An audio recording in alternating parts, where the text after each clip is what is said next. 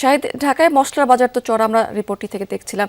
ময়মনসিংহে বাজারে আসলে দাম কেমন দেখতে পাচ্ছেন মশলার, এবং ব্যবসায়ীরা কি বলছেন যে কোরবানি এলেই যে আসলে মশলার বাজার বেশ চড়ে থাকে, এর কারণ কি আসলে? এই মুহূর্তে আমি আছি ময়মনসিংহের স্বদেশী বাজারে। এই স্বদেশী বাজার হচ্ছে ময়মনসিংহ জেলা, অনেকটা ময়মনসিংহ বিভাগের মধ্যে একটি বড় মশলা বাজার এখানে রয়েছে, সেখানে আমি আছি। আমি এই মশলার বিষয়ে খোঁজখবর নিচ্ছিলাম।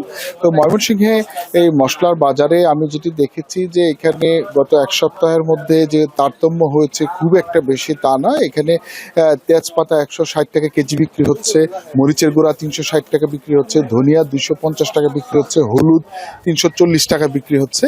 লং, এলাচ সহ অন্যান্য মশলার দাম গত এক সপ্তাহ ধরে যেটি ছিল এটি আছে। তবে বাদাম জাতীয় যেগুলো রয়েছে, যেমন কাজু বাদাম আগে 1200 টাকা কেজি বিক্রি হতো, এটি 1450 টাকায় বিক্রি হচ্ছে। কাঠ বাদাম 1180 টাকায় বিক্রি হতো, সেটি 1480 টাকায় বিক্রি হচ্ছে। পোলাওয়ের চালেরও দাম বেড়েছে 130 টাকা থেকে 150 টাকা।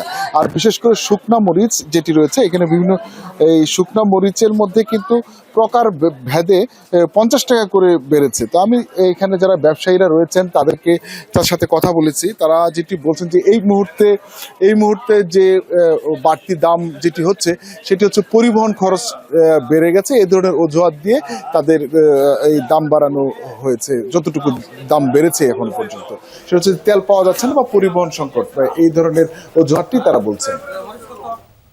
শাহিদ, অনেক ধন্যবাদ আপনাকে।